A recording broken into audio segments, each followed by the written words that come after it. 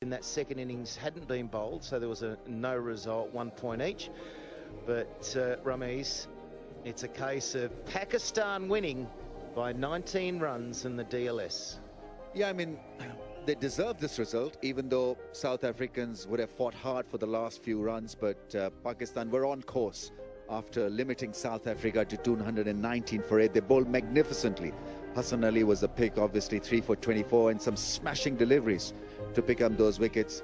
And Pakistan then found a bit of batting form in the shape of Fakhar Zaman, and Babar Azam. Hafiz batted resolutely for his 26. Malik just amped it up a bit with a quick fire 16. And so in the end, yeah, it's DLS that helped Pakistan to go over the line by 19. Yeah, but they would have known what they needed to be. That's where Malik played that nice little role at the end. Let's go back to South Africa and the fact that they were held back because they kept losing wickets. Before any game that South Africa play, or even Australia, wax lyrical about the names and the quality of player, and they're all proven. But the fact was, all these big names could not get going. And the first man to go, Hashim Amla, was LBW. There was a good bowling change here. Yeah, he looked just a little bit lazy and missed the drift, the in-drift from Imad Wasim. He's not a big spinner of the ball, and he was camping on the back foot. So there was no second line of defense from Hashim Amla. Once that ball hit him, he was gone, because he went back and played across the lines, a very good delivery, and then Dick Hawk was wrapped up by Hafiz, looking for a sweep shot. It was a quicker ball. His record against the left-handers, by the way, is phenomenal. About 70 wickets for him now against the left-handers. Then it was spin again that got rid of De Villiers. First ball dismissal. Yeah, that's pretty handy, isn't it, when you see such a dangerous player, one of the great players currently. He goes first ball, and then all of a sudden another bowling change. Who would have thought?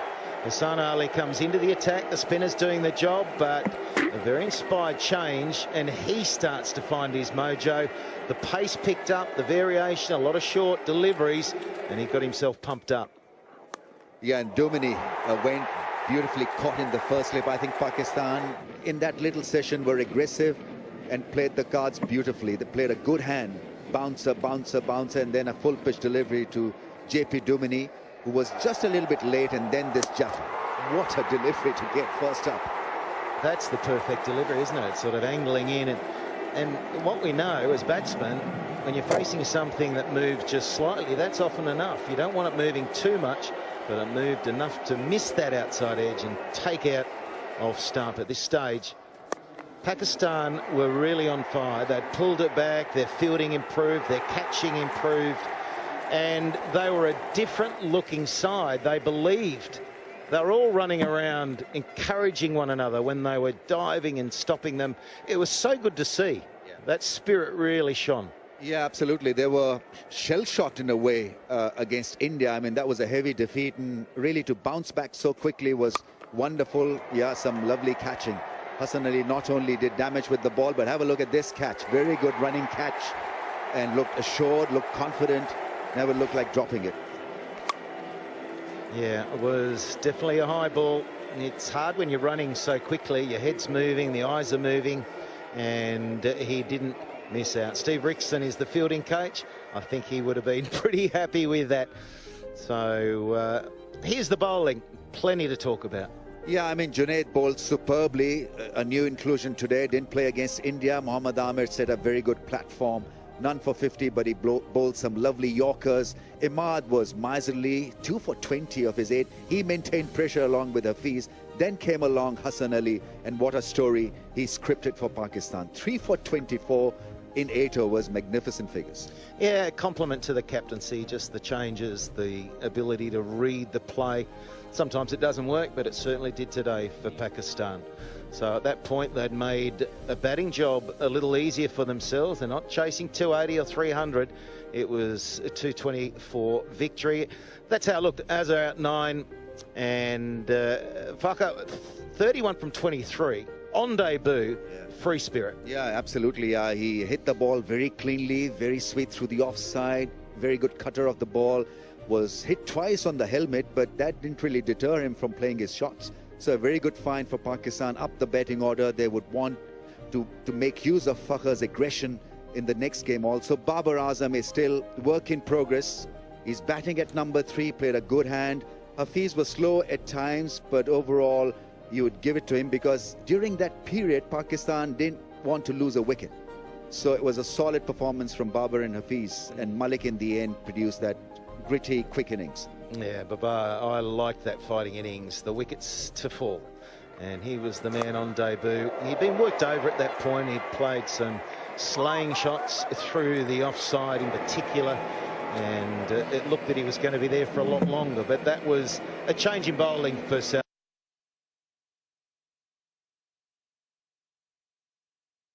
It's always awkward to face. Here he is again. They got 2 wickets very quickly, and that made it a bit tricky for Pakistan in the flow of runs. Absolutely. I mean, if you haven't played him, he's a giant of a man. He's at you. He's got a brisk run up, and he hits that length and gets the ball to bounce a little bit more. And some of the Pakistani frontline batsmen found it tough, including Hafiz, who went for the pull shot. Very good catching, by the way, by Imran Tahir. That was his second catch, good running catch. It was a pressure catch.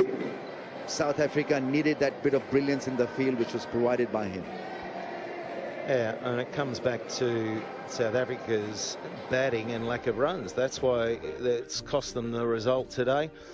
3 wickets to Morne Morkel. We've highlighted the ability he had today.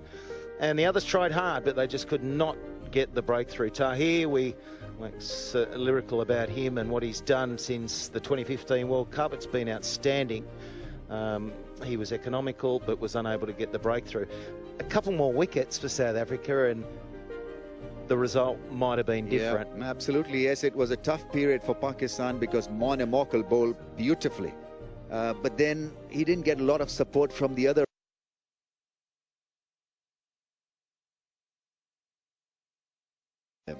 They won this by 19 runs.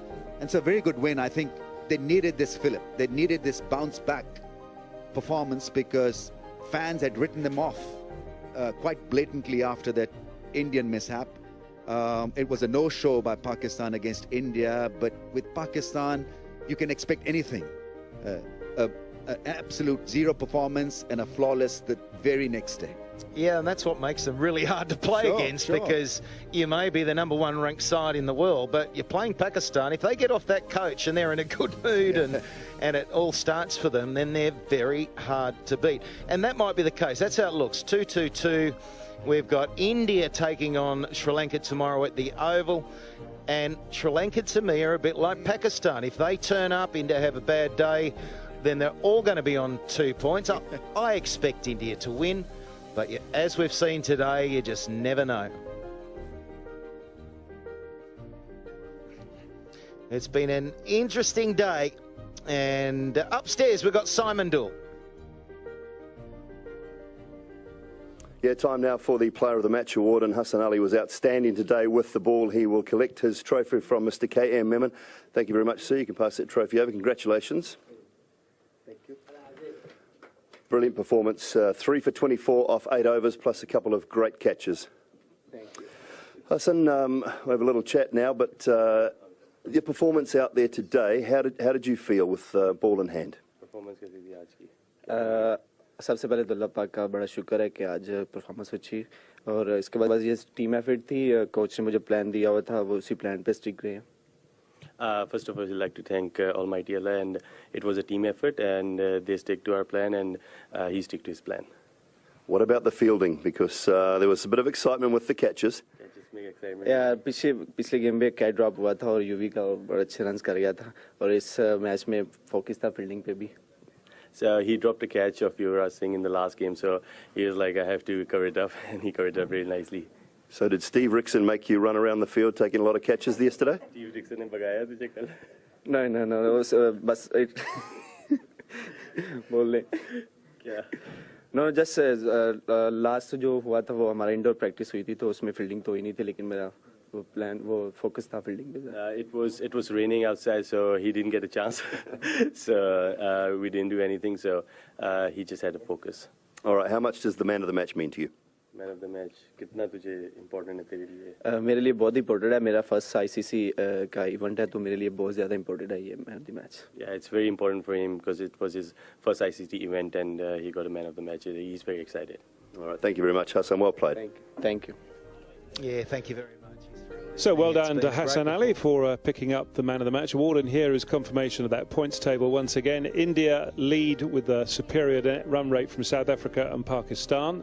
They can go clear, of course, tomorrow out on their own if they beat Sri Lanka. But if Sri Lanka were to win that one, then everybody would be on 2 points and it would be all to play for going into the last round of games. So potentially a very tight group in Group B.